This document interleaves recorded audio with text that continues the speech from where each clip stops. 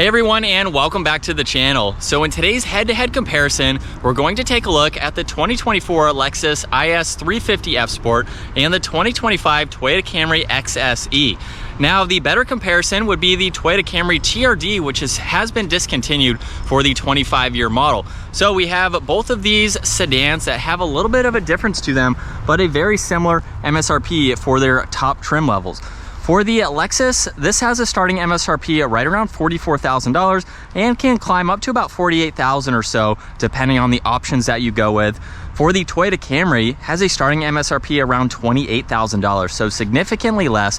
However, it can climb up to around $44,000, which this Camry is equipped at. So both of these are in the mid $40,000 price range, which makes them comparable. Which one are you going to go with? Let's start off with the IS350 F Sport, which has that naturally aspirated 3.5 liter V6, has 311 horsepower, 280 pound-feet of torque. Now that same 3.5 liter V6 has been discontinued for the 25-year model. This now has a 2.5 liter 4-cylinder hybrid with 232 horsepower, 163 pound-feet of torque. So there is a big significant difference with the latest model for the Camry versus the latest model for the 350.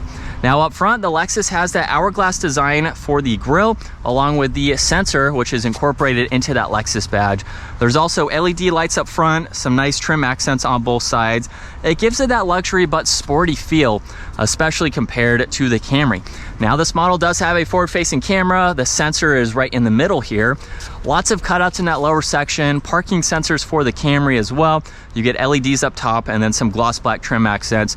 Similar design in the lower section of that bumper there with the cutouts there. And then we have lines coming down the hood to give them both a great look. Now as we work our way to the side, we have some nice wheel options for these two models. The F Sport gets a badge there. It also gets the F Sport tuned suspension. The TRD would have a TRD tuned suspension. This XSE, however, is missing that. So you would have to get a 24-year model if you wanted that TRD. But we have the side mirrors here with just the turn signal on the Lexus. There's a camera and a turn signal for the Camry. There's also a full moonroof up top versus just the sunroof on the Lexus. And then as far as their sizing goes and their shapes, the Lexus is a little bit smaller.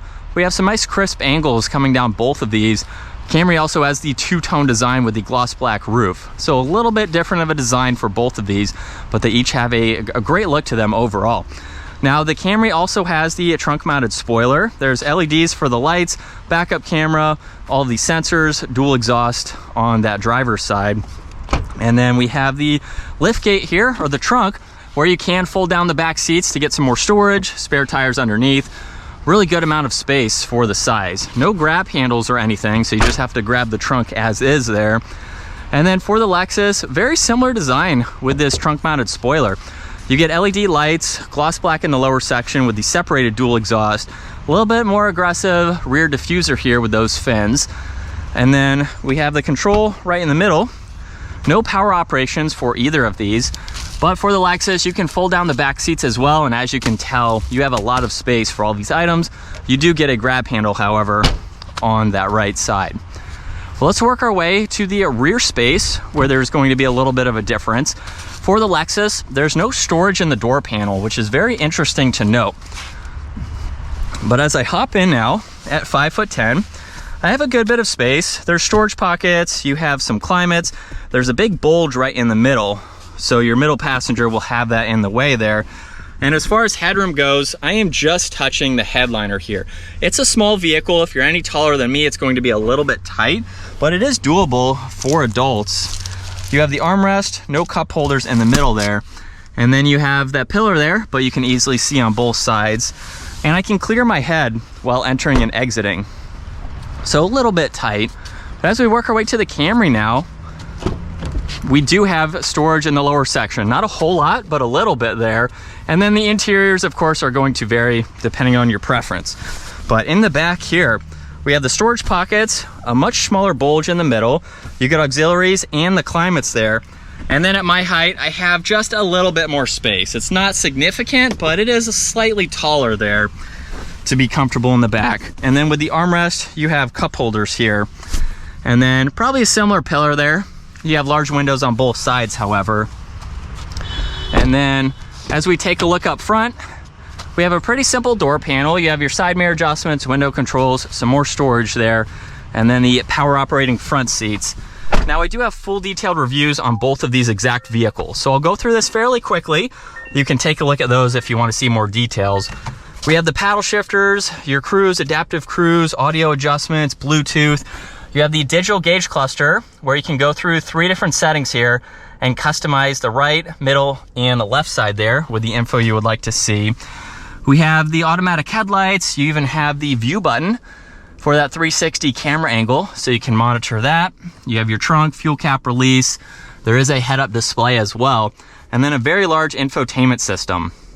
This does get Apple CarPlay and Android Auto, so you can pair your phone to this system, go through all of this general information.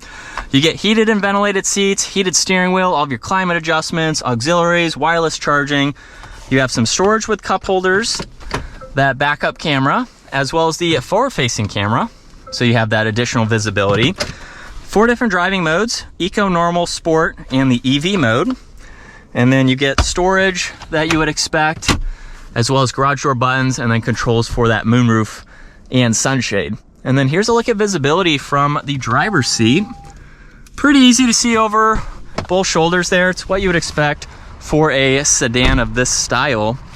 And then as we work our way to the Lexus now, there's the window adjustments, mirror controls, a little bit more storage in the lower section there, and then power front seats, just like in the Camry. Now we have a similar design as far as the paddle shifters go and the controls here. You get cruise though and distance pacing on this stock, and then lane keeping, a few other controls. You have Bluetooth, volume and tuning. Switched a little bit differently, but we don't have a full digital gauge cluster here. Some people don't like the full digital view, so you still get the small LCD screen to go through this info with the analog tach and miles per hour on both sides. So a little bit different. You have the trunk release, automatic headlights, odometer switches, no head-up display for this model, and then you have a much smaller infotainment system that is touchscreen, or you can use the controls down below. You can still pair your phone to this system. You can get through some of this information. It's still very similar to the Camry as far as not having a ton of info, but you can use all of that as needed. There's air vents, the clock there. We have all the temperature dials with all of those controls.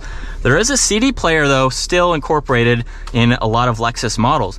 Now this particular model only has heated seats. You can spec the 350 F Sport with ventilated seats and a heated steering wheel, which I have viewed in the past.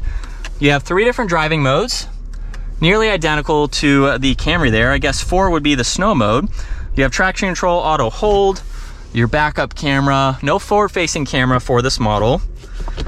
And then we have cup holders, a little bit less storage, not having that extra storage that you saw in the Camry. But we have similar amounts in the glove box and the armrest there. No garage door buttons, but we have the touch-sensitive dome lights and the controls for that sunroof and the sunshade there. And then over both shoulders, pretty easy to see, very similar to the Camry as you would expect. But there's a look at the exterior as well as the interior for both of these models. Let's get them out on the road now and see how they compare. So we'll start off behind the wheel of the Lexus IS350 F Sport. This is definitely a very popular vehicle in terms of having something that gives you that reliable engine as well as giving you a sporty drive. With the F Sport, you get the F Sport tuned suspension, so it gives you a little bit of a stiffer ride for twisty roads and handling. It's not so stiff that it's not great for a daily driver. This is something that a lot of people daily, you can leave the factory suspension as is because a manufacturer will make it daily driving friendly, but also give you those sporty characteristics. So the F Sport is a model where you want some of that performance. It's not necessarily the quickest vehicle. You have some modding potentials that you could do to this, which a lot of people do. You could bump up to the IS500 if you wanted even more power from the factory engine. But this is a great vehicle for that extra little bit of sportiness with a luxury style sedan. So if you want just a slight increase without going too crazy, even the IS500, a great vehicle, good amount of power in that V8. But this is just one step below. Still a fun vehicle nonetheless. You have a nice sporty option for a similar price point as the Camry, which is great to see. And I have full reviews on both of these vehicles, so check those out just to see some more driving impressions and everything like that. But it's a great layout, not a lot of technology. Same with the Camry. It's something that's more on the simple side, which is nice. A lot of people like the simplicity of it, the reliability, but you get a little bit more of that fun factor with the IS350. Good amount of space as well. And it's a nice place to be. So I could see why this is a great daily driver. But let's hop into the Camry now and see the differences. And behind the wheel now for the Camry Sport Mode second gear, here we go. And we can still get up to speed, but the paddles aren't quite as responsive. So comparing it to the Lexus model, you don't really have that same feedback in that performance driving. So it's much, much different. This is gonna be a little bit more of a longer kind of daily driver versus the Lexus in terms of just being a little bit more comfortable, something that's just more of a basic sedan. Compared to the Lexus where you can have some more performance driving to it, the Camry, if you're buying this, you're not really looking to do any kind of performance driving. You may not even do that with the Lexus, but you get the option to do that with it being a little bit better suited for those situations. Now, if you went with the Camry TRD, which the last year for that is 2024, it's going to have a similar type of suspension to the Lexus, so you could drive it a little bit more sporty. But the Lexus, I feel like, is just that more sporty feel. Camry's a great vehicle. It's super comfortable, very nice to drive. You're going to get better MPG as well. We have almost 430 miles on a full tank. I have been driving this for a few days, so that is going to be a little bit higher, of course, but it's a nice place to be. You have great visibility, and I like the sizing of this screen too. It just gives you a better sizing for all of the graphics and all the information that you would like to see.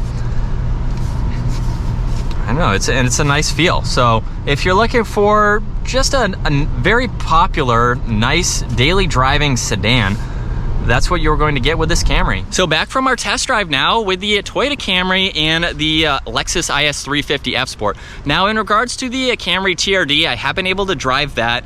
Really, there's not a huge difference over not having it. Basically, it's just the suspension, wheels, some of the emblems and things like that. So the TRD would be a nice comparison against the 350 F Sport. But regarding both of these here, honestly, they're both very fun to drive. The Lexus is going to give you a little bit more of that sporty feel, giving you that F Sport with the suspension and all of that.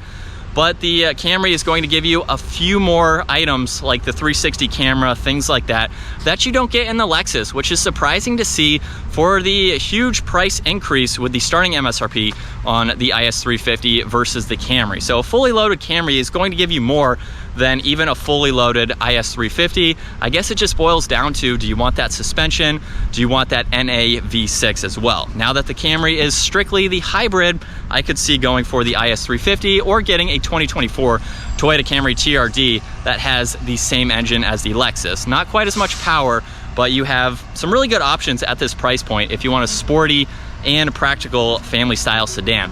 That's going to wrap it up for today's comparison. Give this video a huge thumbs up if you enjoyed it. Consider smashing that subscribe button so you don't miss out on our daily uploads. I will see you all in the next video.